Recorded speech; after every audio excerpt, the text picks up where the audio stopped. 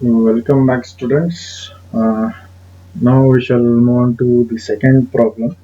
A pre-tensioned T-section having a flange width of 1200 mm and thickness of flange is 150 mm width and depth of rib 300 mm and 1500 mm respectively. The area of tensile steel is 4700 mm square located at an effective depth of 1600 mm. If the characteristic cube strength of concrete and steel are 40 Newton per mm square and 1600 Newton per mm square, calculate the flexural strength of at limit state of collapse in flexure for the T section as per IS code provisions. So the first problem was on rectangular section. The second problem is on the T section. Here we need to consider two cases, that the neutral axis of the section will whether it lies in the flange or in the web. We have to calculate that.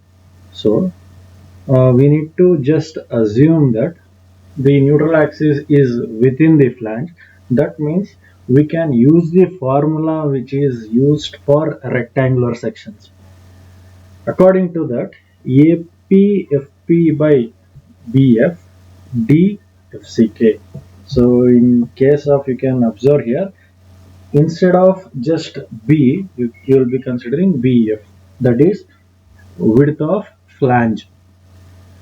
When we consider the width of flange, this formula AP FP by BDFCK, instead of B we'll be using BF. Substitute the value, we'll get 0.098. Directly we don't have any value for 0.098. You have to interpolate. You have to interpolate and get the value from table number 11. From the table, XU by D ratio, we got it as 0.213. So the XU will become 340.8 mm, which is greater than DF. That means depth of flange. That means overall depth of the beam is greater. That means XU is greater than depth of flange. Flange ಅಂದ್ರೆ ಮೇಲ್ಗಡೆ T portion. When XU is greater, then it is known that neutral axis is out of the flange. So now we can assume that now the neutral axis is within web instead of flange. We can it is sure that it is in web. So from formula you can observe that in page number 97, case 2, neutral axis lies within web, that is XU is greater than F. You can observe the formula 1, that is it is saying AP is equal to APW plus APF. That means it is the area of cable for web and area of cable for flange.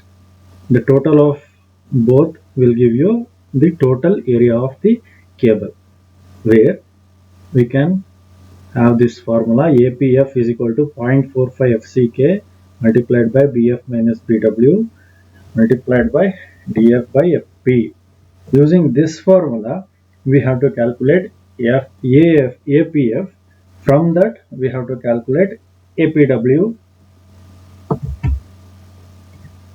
See here, APF, substitute the values, get the answer, and then APW is obtained. AP minus APF, we got this answer. After that, you have to calculate the ratio. Here you have to observe this ratio. Actual ratio is APFP by BDFCK, but here you have to do some modification because this is the case of T-beam section. So AP, instead of AP it will become APW. Instead of B, it will become BW.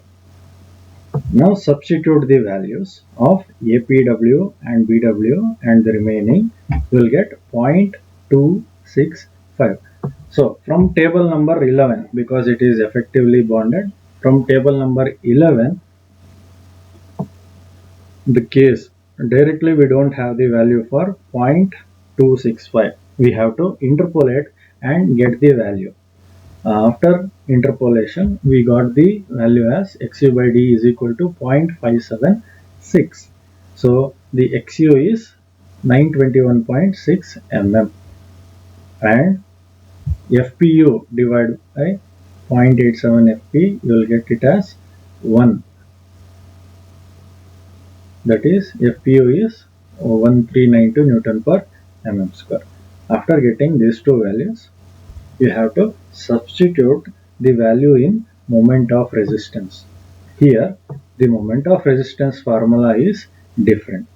Here you can observe moment of resistance formula FPU APW multiplied by lever arm plus FPAP into lever arm, which can be written as FPU APW D minus 0.42 XU plus FP APF into D minus DF by 2. So which is the formula we have taken, which is what we are using here in this problem. Substitute the values and get the value of moment of resistance. Moment of resistance is 9077 kilonewton meter, which is the flexural strength of the member. So this is about the second problem. We shall meet in next